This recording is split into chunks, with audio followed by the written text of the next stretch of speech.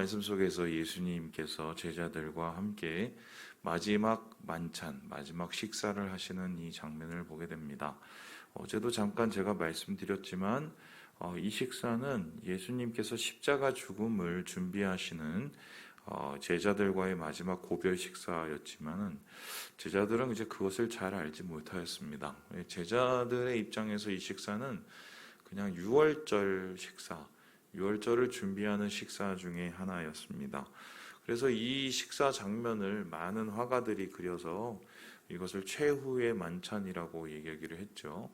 우리가 알고 있는 가장 익숙한 그림은 여러분 잘 아시는 레오나르도 다빈치의 이 최후의 만찬이지만 사실 이 그림 이전에도 여러 그림이 있었습니다. 그런데 문제는 이 레오나르도 다빈치의 그림이 너무 우리에게 익숙한 나머지 예수님의 그 마지막 식사를 우리가 그렇게 이해하고 있기 때문에, 그러니까 넓은 식탁에 의자를 앉아서 335 세 명씩 이렇게 짝져서 앉은 그 모습을 우리가 생각을 하고 있잖아요. 근데 실제적으로 예수님이 식사를 그렇게 하셨을까?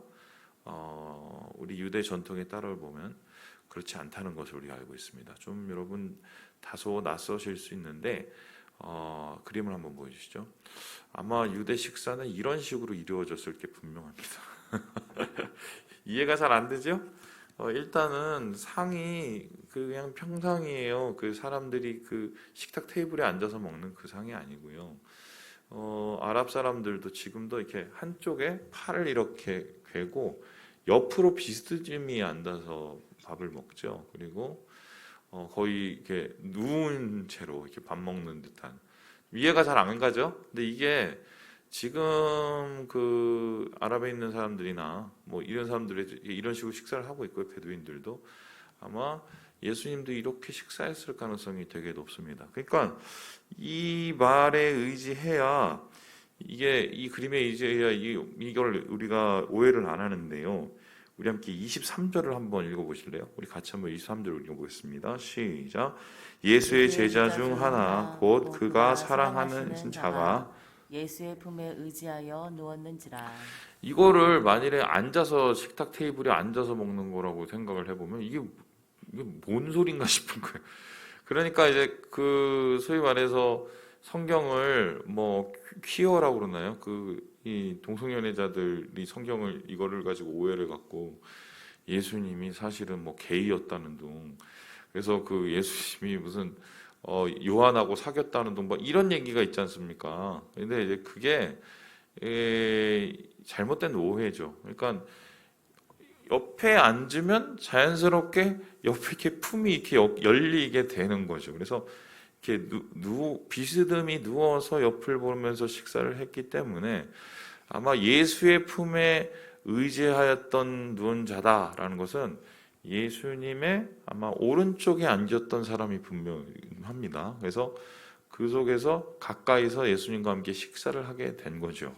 그런데 문제는 이러한 유월절 식사 때 예수님께서 이 분위기 괜찮았을 텐데 이 분위기를 심각하게 만드는 분위기를 요즘에 갑분싸라고 그러죠. 갑자기 분위기를 싸하게 만드는 말씀을 던진단 말이죠. 우리 함께 같이 한번 읽어보도록 하겠습니다. 우리 21절의 말씀입니다. 21절입니다. 시작. 예수께서 이 말씀을 하시고 심령이 괴로워 증언하여 이르시되 내가 진실로 진실로 너희에게 이르노니 너희 중 하나가 나를 팔리라 하시니. 갑자기 예수님께서 말씀하시기를 야 니네들 중에 한 명이 나를 배신할 거야, 나를 팔 거야 라고 얘기를 했습니다. 이게 굉장히 충격적인 것이었죠. 분위기하고 전혀 맞지 않는 것이죠. 근데 하지만 예수님의 입장에서 이것을 말할 수밖에 없는 게, 조금 있으면은 예수님께서 십자가에 달리시고 이 로마 이 군에 의해서 살해당하실 게 분명하기 때문에 제자들을 일부러 준비시키시는 거죠. 너무 당황해서 그들의 믿음이 떨어질까봐 준비시키시는 겁니다. 그래서 이런 얘기를 했었을 때 모두가 다 심각해져서요. 머리가 공황 상태에 이르렀죠. 저 말이 진짜야? 저 무슨 말씀일까? 얘기를 했었을 때 한 사람은 우리를 지금 테스트하는 거 아니냐? 아니면 예수님께서 무슨 다른 상징적인 얘기를 하시는 거야? 뭐 이렇게 생각했을 수도 있습니다. 그런데 요한이 이때를 되짚어 보면 분명히 예수님께서는 누가 자기를 팔지를 얘기를 하신 거죠. 그리고 심지어는 그 사람에게 떡 한 조각을 적셔 주시기까지 합니다. 그러니까 요한이 보았던 것은 분명히 그때 가룟 유다가 예수님을 팔 것이라고 예수님은 말씀하셨는데 중요한 것은 제자들은 그걸 전혀 다 몰랐다는 거예요. 자, 그러면 오늘은 이 질문으로 한번 이 말씀을 풀어보면 되게 재밌습니다. 왜 몰랐을까요? 예? 이렇게 콕 집어서 예수님이 콕 집어서 빵 한 조각 이렇게 적셔 주시면서 얘야 라고 얘기를 했는데 왜 제자들은 이걸 몰랐을까요? 심지어는 예수님이 나중에 뭐라고 그러셨냐면 27절에 보니까요. 내가 하는 일을 속히 하라. 야, 빨리 가서 뭐 팔든지 말든지 해. 이러면서 유다를 압박한단 말이죠. 압박까지 했음에도 불구하고 제자들은 전혀 유다가 예수님을 팔 것이라고는 1도 의심을 하지 않았던, 도대체 그 이유가 무엇일까 한번은 생각을 해보는 거죠. 이에 대해서 우리가 생각해 볼 것은 바로 세 가지 정도로 볼 수 있는데요. 우리 함께 22절의 말씀을 같이 한번 읽어보도록 하겠습니다. 22절입니다. 시작. 제자들이 서로 보며 누구에게 대하여 말씀하시는지 의심하더라. 처음에 이 사람들이 이렇게 예수님께서 파신다는 얘기를 듣고도 이것을 받아들이지 못하고 심지어 그것이 유다라고 생각을 하지 못한 이유는 설마 싶었던 거예요. 여러분, 저도 참 사람을 잘 못 보는 사람 중에 한 명 같아요. 저는 그렇지 않다고 생각을 했는데 목회를 해보니까 제가 사람을 잘 못 보는 사람이더라고요. 너무 사람을 잘 믿는데 저도 3년을 같이 지냈으면 대충 알잖아요. 그죠? 네? 물론 뭐 남자와 여자의 관계는 뭐 10년을 사귀어도 결혼하고 나면은 전혀 모르는 사람들이죠. 나중에 이게 뭐 10년을 살아도 모르죠. 서로 뭐 그런 수는 있어요. 근데 이 사람들은 3년을 동고동락을 했단 말이에요. 그죠? 함께 자고 함께 먹고 함께 고생하고 또 함께 기뻐하고 그런 삶을 같이 살았어요. 그리고 그 예수님과 함께한 그 3년 반의 시간이 결코 쉽지 않은 시간이었거든요. 물론 기쁘고 즐겁고 행복하고 또 기적을 나누는 뭐 그런 일들도 있었지만 반면에 요한복음을 살펴보면 계속해서 예수님께서 이 기존 그 종교 지도자들의 냉대와 그리고 그들의 공격을 받으시면서 어떻게 보면 같은 그러한 압박을 느꼈을 것이 분명하단 말입니다. 그런데 그러한 시간 속에서도 3년 반을 같이 견뎠다는 것은 믿음직한 거죠. 야, 설마 우리끼리 배신하겠어? 이미 떠날 사람은 다 갔잖아. 그리고 뭐 우리가 뭐 서로 뭐 우리 집이 어디고 밥숟가락이 몇 개고 뭐 이거를 다 아는데 설마 우리 안에 이러겠어? 이런 생각이 아마 그들에게 파고들었을 가능성이 많습니다. 어느 정도 우리가 이해가 되죠. 두 번째는 또한 그렇기 때문에 서로를 더 의심하게 되는 겁니다. 자기를 변호하기에 앞섰는데요. 이런 거죠. 이 공간복음에 보면은 예수님께서 이렇게 야 니네 중에 한 명이 나를 팔아 라고 얘기를 하니까 모두가 같이 한 말이 있어요. 뭐냐면 주님 저는 아니죠? 라고 다 물어봅니다. 저는 아니죠? 물어봐요. 그러면 저는 아니라고 질문하는 것에 의해는 뭐냐면 저는 결백합니다 라는 말도 되지만 반면에 좀 찔린 거죠.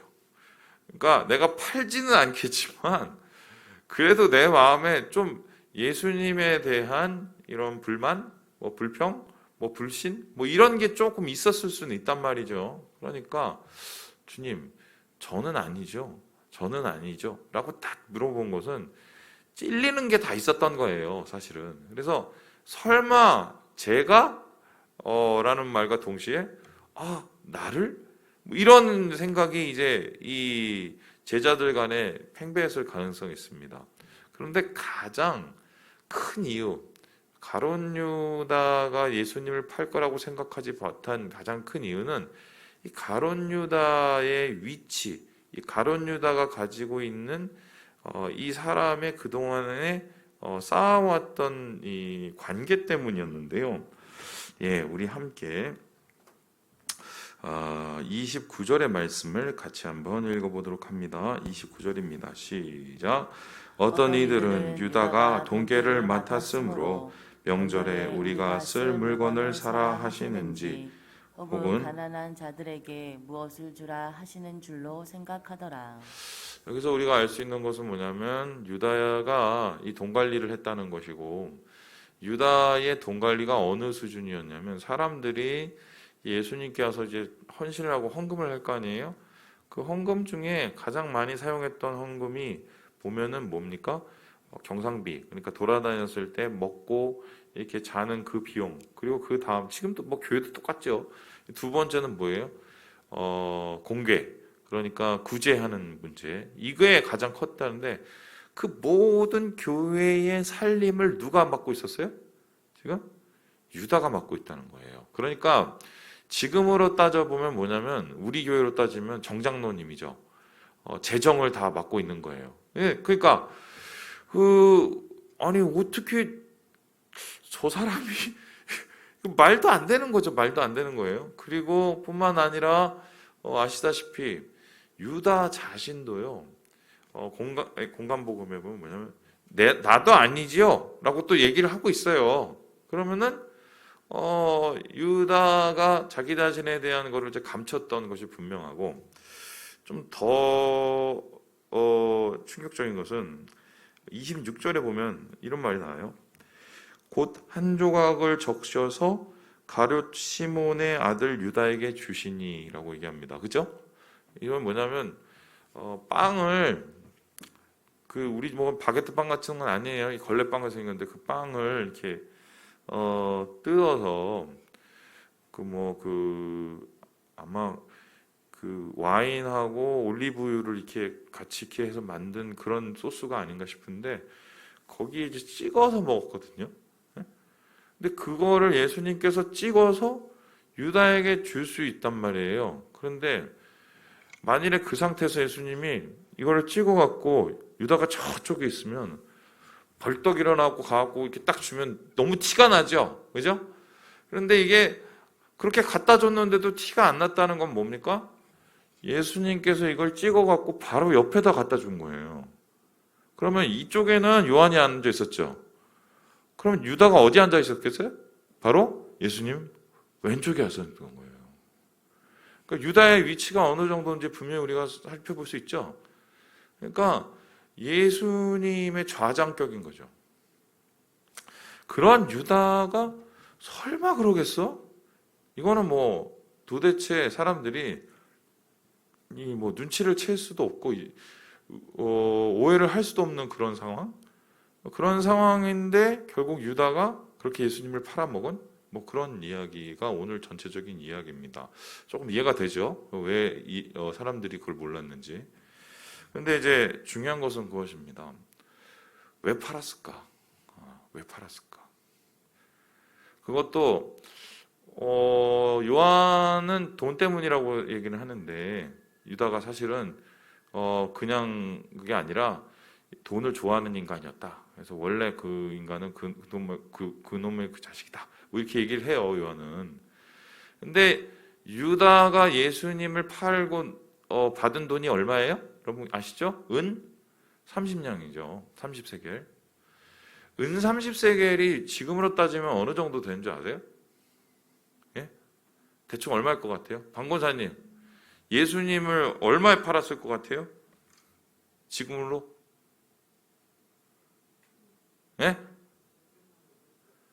1,000만 원이에요. 제 대충 추정하기.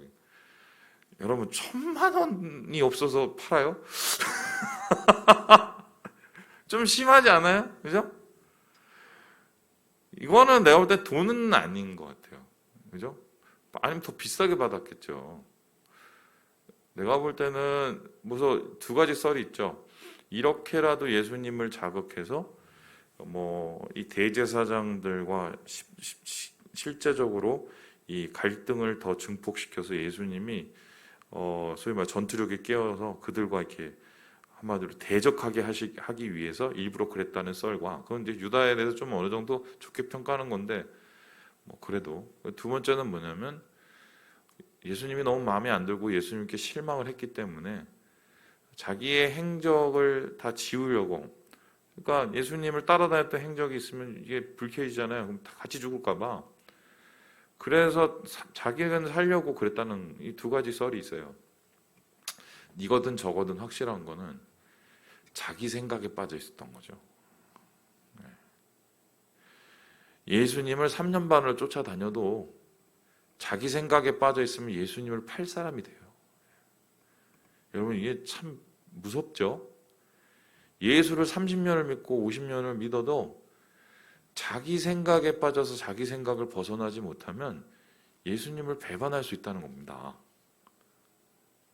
이게 인간의 현 주소죠. 물론 결국 따지고 보면 나중에 제자들도 다 예수님을 어느 정도는 배신하고 떠났지만, 저는 오늘 이 말씀을 보면서 한 가지 참 가슴이 아픈 게, 이 얘기를 하고 마칠 것 같아요. 왜 예수님이 이렇게 다 까발겨서 제자들 앞에서, 그것도 유다에게 이렇게 계속적으로 푸시를 하고 네가 나 팔 거야를 3번이나 얘기를 하실까요? 이유가 뭘까요? 끝까지 예수님은 이 가룟 유다를 설득하고 싶었던 거예요. 그러지 말라고. 그의 인생이 너무 불쌍하니까. 끝까지, 마지막까지.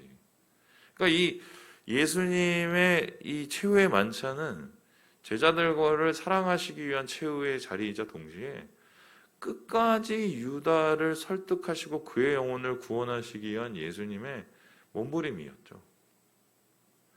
주님이 그렇게 자신을 배반할 자까지 끝까지 그 영혼을 찾으시려고 노력하시는 걸 보면 얼마나 우리에 대한 이 간절한 마음을 가지고 계신지를 다시 한번 깨닫게 되는 대목입니다.